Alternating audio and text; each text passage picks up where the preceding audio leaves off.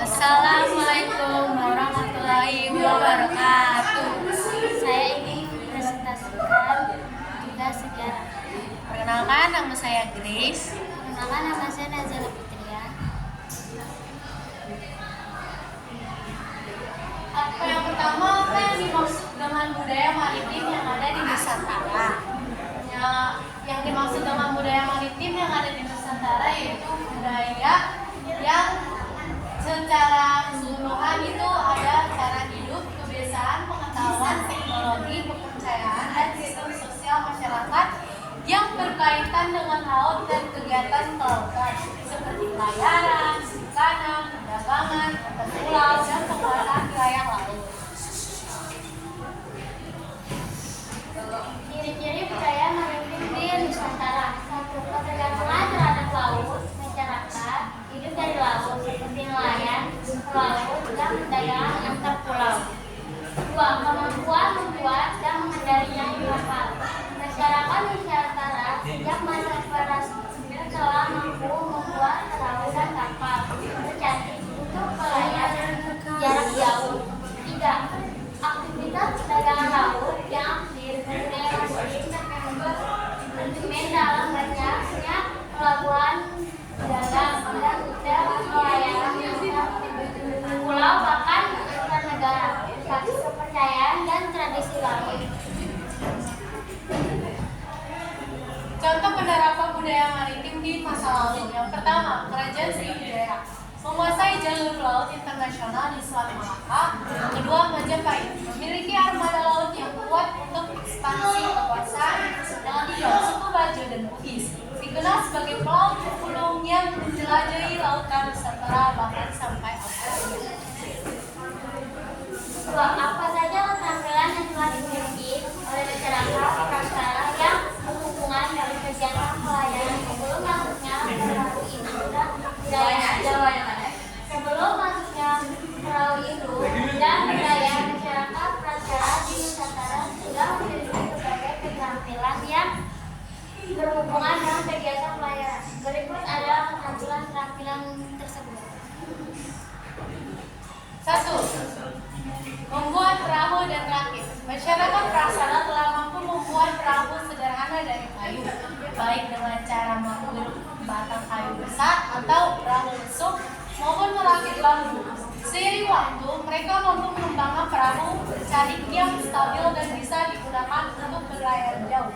Yang kedua, navigasi laut tradisional. Mereka telah memiliki pengetahuan dasar tentang arah mata angin, posisi bintang, arus laut, serta tanda-tanda alam seperti arah angin dan ombak untuk menentukan arah dan waktu pelayaran. Ini menunjukkan kemampuan navigasi tradisional yang cukup canggih. Yang ketiga, keterampilan bertahan di laut. Mereka menguasai teknik bertahan hidup di laut seperti memancing, menyimpan makanan, dan mengenali cuaca buruk. Ini sangat penting untuk pelayaran jarak jauh atau saat terdampak. Dan yang terakhir, yang keempat, yaitu kegiatan jual beli dan barter antar pulau. Mereka sudah melakukan kegiatan perdagangan antar wilayah dengan sistem barter, terutama hasil bumi, garam, ikan, dan kerajinan tangan. Ini menunjukkan adanya kemampuan berorganisasi dan komunikasi antar kelompok masyarakat. 3. Faktor-faktor apa saja yang dapat mendorong yang lainnya? Kerajaan-kerajaan yang memiliki kekuatan politik dan menguasai laut. Jawab. Ada 3 faktor utama yang mendorong tumbuhnya kerajaan yang memiliki kekuatan politik dan menguasai laut di Nusantara, terutama sebelum dan saat masuknya pengaruh Inggris dan Belanda. Berikut penjelasannya. 1. Tentang strategi jalur perdagangan laut internasional. Kerajaan-kerajaan seperti Sriwijaya dan Majapahit tumbuh di wilayah yang strategis, yaitu di jalur pelayaran dan perdagangan internasional. Contohnya Selat Malaka dan Laut Jawa. Dampaknya, mereka sudah mengatur perdagangan rempah-rempah dan hasil bumi. Mereka bisa mengontrol arus perdagangan dan menarik pajak atau upeti dari kapal-kapal asing. 2. Penguasaan teknologi maritim dan navigasi. Kemampuan untuk membangun kapal besar, menguasai teknik pelayaran, dan mengaliri laut lepas menjadi modal utama untuk memperluas kekuasaan. Dampaknya, kerajaan bisa mengirim armada dagang atau armada militer ke wilayah lain, mampu menjaga wilayah perairan dari ancaman bajak laut atau pesaing, dan bisa menjalin hubungan politik dan dagang dengan kerajaan lain lewat laut.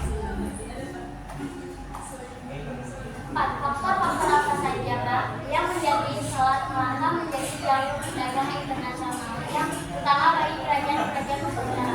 Jawab. Selat Melaka menjadi jalur perdagangan internasional yang sangat strategis dan utama bagi kerajaan-kerajaan di Nusantara karena beberapa faktor penting berikut. 1. Letak geografis yang strategis. Selat Melaka berada di antara Samudra India dan Laut Cina Selatan, menghubungkan wilayah India, Timur Tengah, dan Tiongkok. Dampaknya menjadi rute pelayanan utama bagi kapal-kapal dagang dari barat ke timur dan sebaliknya. Kerajaan yang menguasai Selat Melaka seperti Sriwijaya bisa mengontrol pajak dari kapal-kapal yang lewat. 2. Kondisi alam yang mendukung. Perairan relatif tenang dan dangkal sehingga aman untuk pelayaran. Banyak tersedia pelabuhan alami tempat kapal bisa berlabuh, mengisi logistik dan berdagang. Dampaknya, menjadi Selat Malaka sebagai tempat transit ideal bagi kapal yang menempuh perjalanan jauh. 3. Kaya akan komoditas. Perdagangan di wilayah sekitar Selat Malaka menghasilkan barang dagangan penting seperti rempah-rempah, kapur, emas, montan, dan hasil rumputan lainnya. Dampaknya, 1. Menarik minat perdagangan dari India, Arab, Rusia, dan Tiongkok, menjadikan kawasan ini pusat pertukaran dagang dan budaya. Kesimpulannya, Selat Malaka menjadi jalur perdagangan internasional utama bagi kerajaan-kerajaan di Nusantara karena kombinasi berbagai faktor, letak geografis yang strategis, perairan yang tenang, sumber daya alam yang melimpah, keberadaan pelabuhan besar, kekuatan politik dan militer kerajaan maritim, serta penyebaran budaya dan agama. Kerajaan seperti Sriwijaya, Majapahit, dan Kesultanan Malaka memanfaatkan posisi strategis Selat Malaka untuk membangun kekuatan ekonomi, politik, dan maritim yang luar biasa. Saat ini tetap menjadi jalur perdagangan yang sangat penting. Hingga saat ini